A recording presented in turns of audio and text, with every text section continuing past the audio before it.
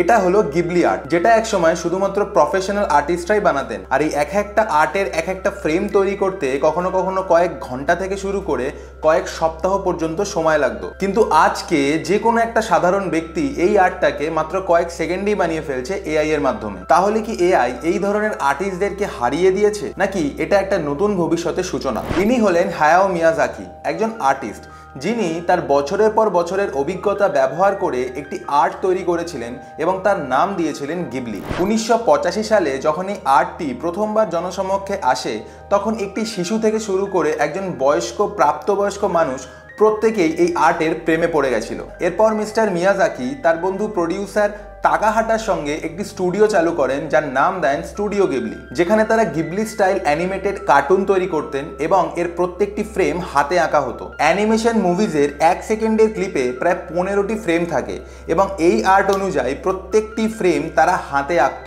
যার ফলে একটি 30 মিনিটের ভিডিও তৈরি করতে এদের প্রায় কয়েক সপ্তাহ সময় লাগতো এবং একটি সম্পূর্ণ সিনেমা বানাতে এদের প্রায় কয়েক মাস পর্যন্ত সময় লাগতো। কিন্তু এতে মিস্টার মিয়াজাকির কোনো রকম সমস্যাই ছিল না। তার কথা ছিল, we don't make movies to earn money, we make movies to touch the heart. এই আর্টটি এতটাই শক্তিশালী ছিল যে একজন শিল্পী থেকে শুরু করে একজন সাধারণ মানুষ প্রত্যেকেই এই আর্টের মধ্যে একটা অনুভূতি, একটা ইমোশন ফিল করত। তারপরে মার্কেটে আসে পিক্সার। 30 মিলিয়ন বাজেটে তৈরি হওয়া এই সিনেমাটি একদিনেই 40 মিলিয়নের রেকর্ড তৈরি করলো। এখন সবকিছুই ডিজিটাল হয়ে গেছে, দ্রুত, স্মার্ট আর দক্ষ। পিক্সারের 3D অ্যানিমেশন শিশুদের মধ্যে যথেষ্ট জনপ্রিয় হলেও প্রাপ্তবয়স্কদের মধ্যে খুব একটা জনপ্রিয় ছিল না। তবুও এরপর থেকে বাজারে প্রচুর 3D অ্যানিমেটেড মুভিজ আসা শুরু করলো এবং ক্রমশ মানুষের মনোযোগও এই 3D অ্যানিমেটেড মুভিজের দিকে সরে গেল। এই দেখে মিস্টার মিয়াজাকিও সিদ্ধান্ত নিলেন যে তিনিও 3D অ্যানিমেটেড মুভিজ বানাবেন এবং উনিও অনেকগুলো 3D অ্যানিমেশন মুভিজও বানালেন। কিন্তু সেই মুভিজগুলো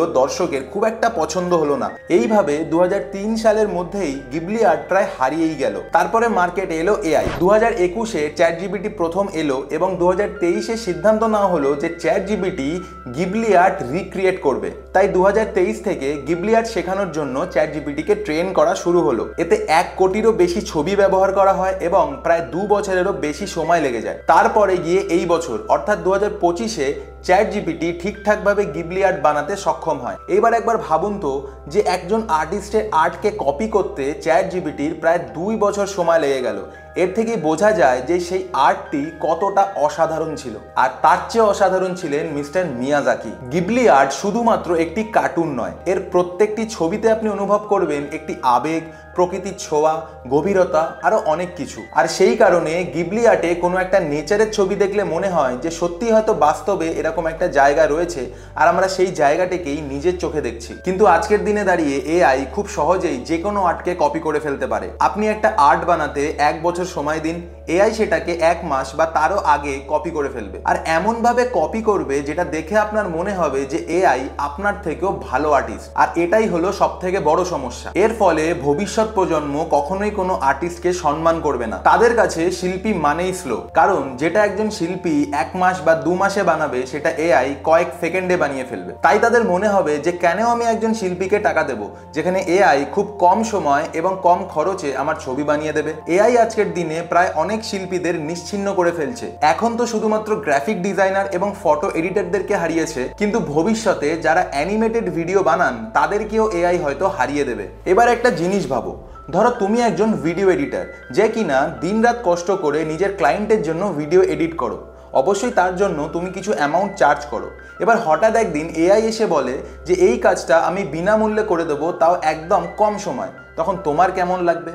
অবশ্যই ভালো লাগবে না। স্টুডিও গিবলিও এই ধরনের এআই ট্রেন্ড নিয়ে আপত্তি প্রকাশ করেছে। তাদের মতে এভাবে তাদের এই ইউনিক স্টাইল আর্টের অপব্যবহার হচ্ছে এবং এটা সম্পূর্ণভাবে অনৈতিক। তাই তুমি যদি সত্যি গিবলি আর্টকে ভালোবাসো তাহলে এই আর্ট এবং আর্টিস্টদের সম্মান জানাও। আর আজ থেকেই বন্ধ করো এআই এর মাধ্যমে গিবলি ইমেজ বানানো। আগে যা করেছো ঠিক আছে, বাট এখন থেকে সচেতন হও। আজকের ভিডিওটা এখানেই শেষ করছি। ভিডিওটি তোমাদের ভালো লেগে থাকলে অবশ্যই লাইক করে দিও, কমেন্ট করে দিও আর চ্যানেলটিকে সাবস্ক্রাইব করে দিও।